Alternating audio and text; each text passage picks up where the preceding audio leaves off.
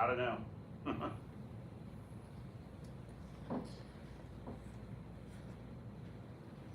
Road work is taking a pause this weekend to let you travel hassle-free for the Labor Day weekend holiday. One bonus, no tolls will be collected on Florida's Turnpike between I-4 in Orange County and I-75 in Sumter County. The tolls were suspended by Governor DeSantis ahead of Hurricane Idalia.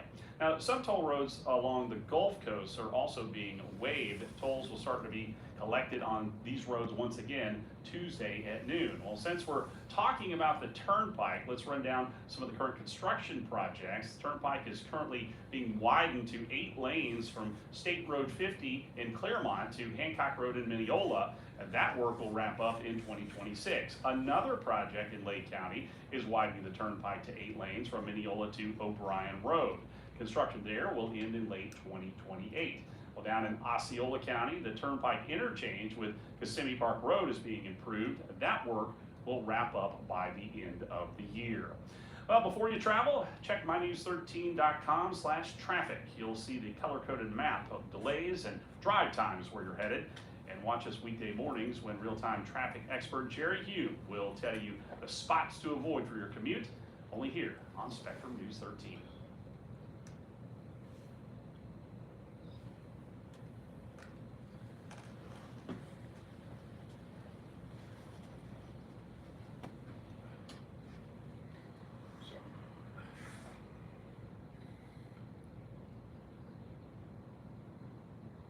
Oh.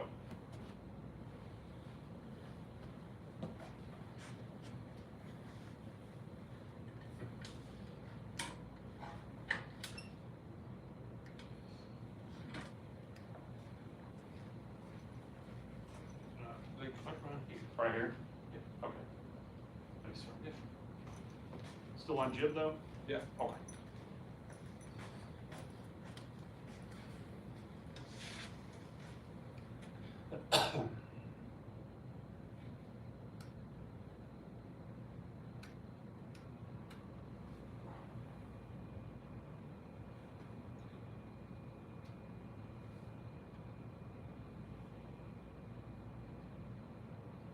And new this afternoon, with increased disaster activity around the nation, the Biden administration is seeking additional funds to assist people across the country. This comes as the president prepares to visit Florida to tour the damage here.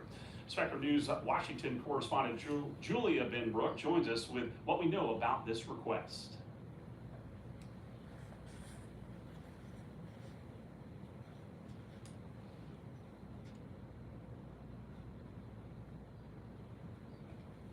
Back over here.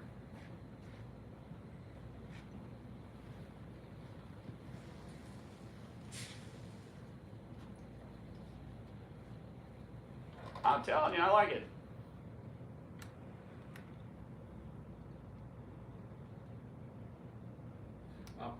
Can you a little more stuff? Yeah. Right here? Yeah. It says I know, there. I don't know. No. I feel like a chess piece. It's like, okay, go to this square, go here, knock that guy out. But I'm not that smart for chess.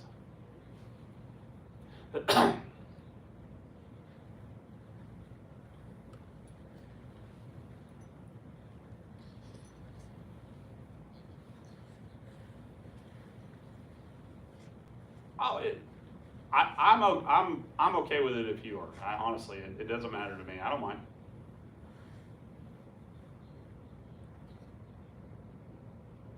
Oh, I'm fine with it. I'm fine with it, honestly. No need for him to do extra work. Oh, did this jump?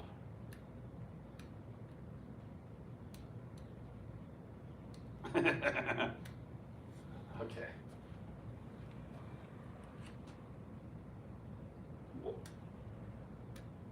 Standing through it, please. So now, Sorry. that's okay. All right.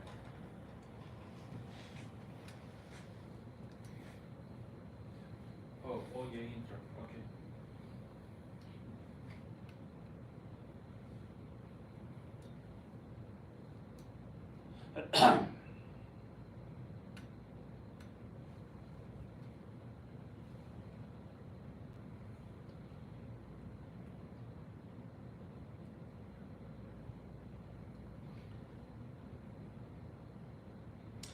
As recovery is underway from Hurricane Idalia, the Sanibel Island Museum is getting closer to reopening after dealing with the effects of 2022's Hurricane Ian. In the meantime, the Bailey Matthews National Shell Museum is still offering their walks. And in today's Florida on a Tankful, Virginia Johnson is counting land snails.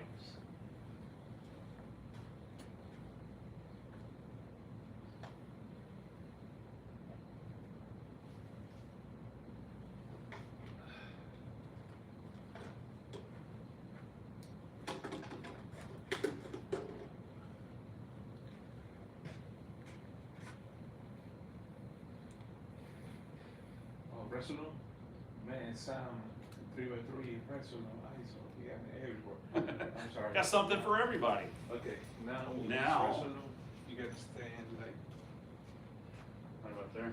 like por allá, I guess, like around here. Okay. Okay. Right here. Oh wow. So I guess here. There, you do it. Oh no. Yeah. Right there? Okay. Yeah. All right, cool. Perfect. Yeah. Thank you. Oh, of course. Gosh. I need to be guided on this tour.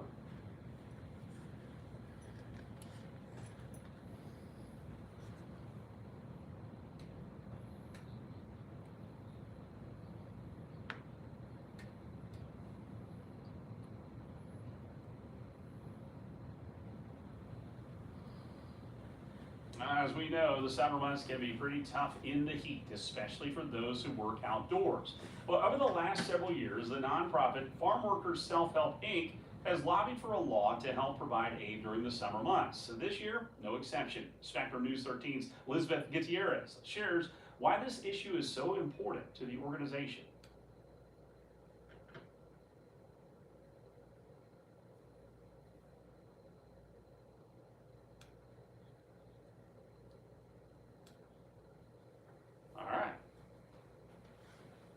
The journey continues.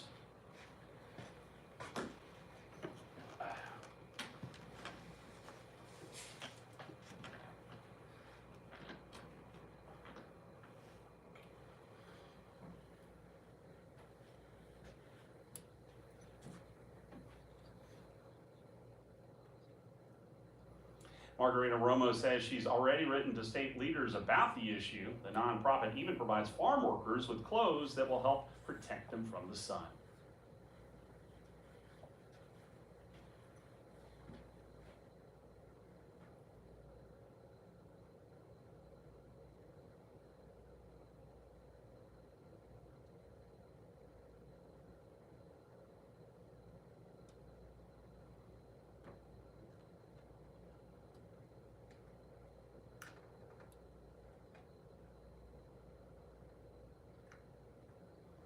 It's a partnership that will hopefully help scientists gather data to better understand hurricanes. Saildrone is a company based out of California with a launching operation in St. Pete. It's teamed up with NOAA to study storm systems this hurricane season. Saildrone says the vessel runs on renewable energy and is piloted from shore. Now, while at sea, it captures information like wind speed, air temperature, and relative humidity, data that will hopefully help us better understand massive storm systems and how they form.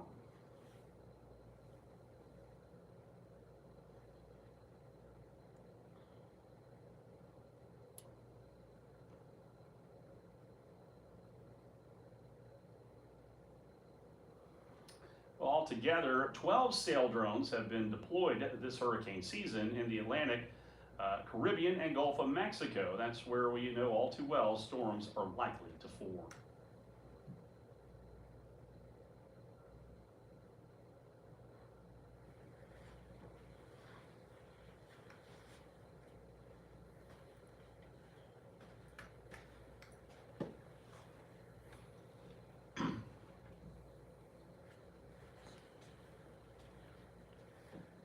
Well, spooky season is officially here at Universal Orlando. Tonight kicks off Halloween Horror Nights. Some terrifying haunted houses await anyone daring enough to go. There'll be 10 of them this year and 5 scare zones.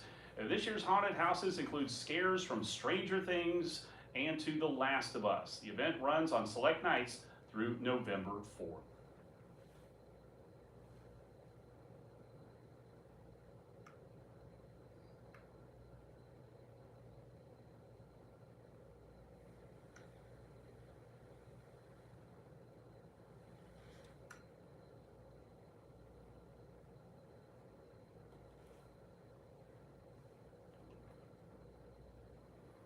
You can find more information on the Shell Museum walks at mynews13.com.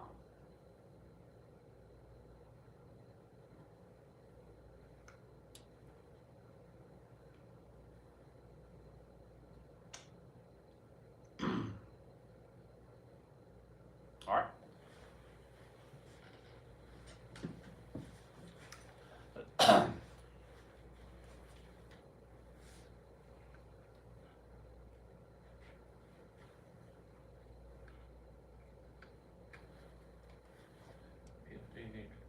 How you think more comments?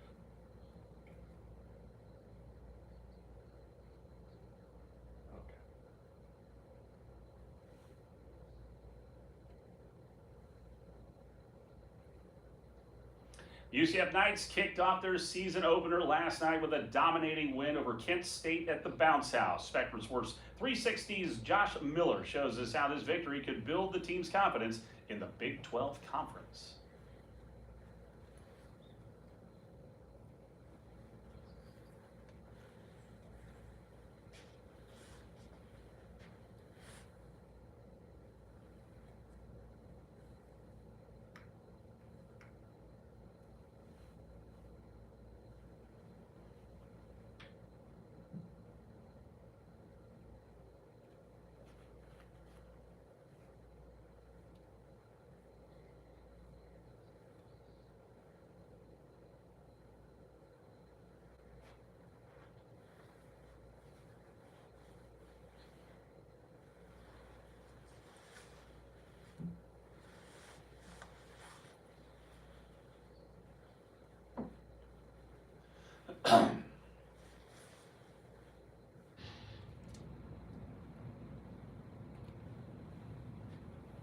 Ugly. And it looked really bad. You didn't see the game. 317? Oh, God. I know, that's why. And they cut it off right before 8 o'clock last night. Yeah. That's what everybody kept saying. Like I was. At least that's what I was seeing, that they cut it off right before the game and put up that slate. No. Well, everybody's blaming Spectrum, but it's really Disney, and you know, because they own ESPN. I mean, they're like, hey, here you go. We got a good deal, but they didn't accept it. And Marvel. And Star Wars. That was a rough night for the Florida Gators as they opened their season in Utah. The Utes went up 24-3 by the third quarter. The Gators, though, tried to make a comeback in the fourth with a Graham Mertz touchdown pass to Caleb Douglas, but it just unfortunately not enough. Florida fell 24-11 to start the season. Next up, McNeese State University at the Swamp.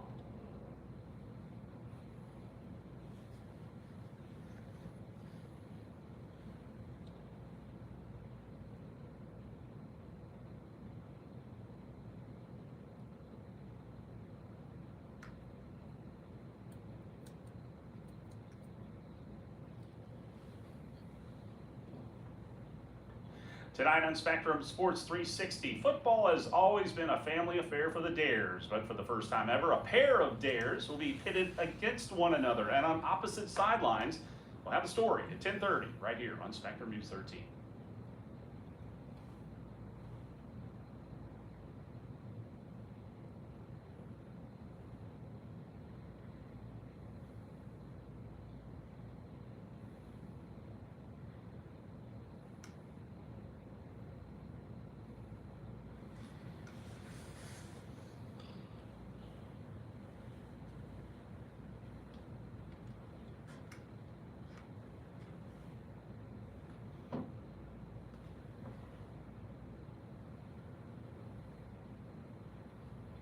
Orlando International Airport is in the midst of a busy Labor Day travel period. Today expected to be the second busiest of the holiday weekend, with nearly 157,000 travelers coming and going.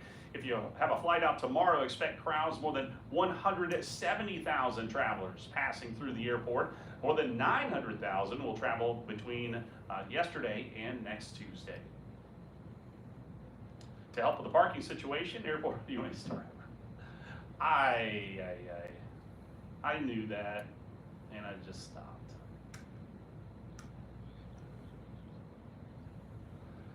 Well, hopefully it's the last. The only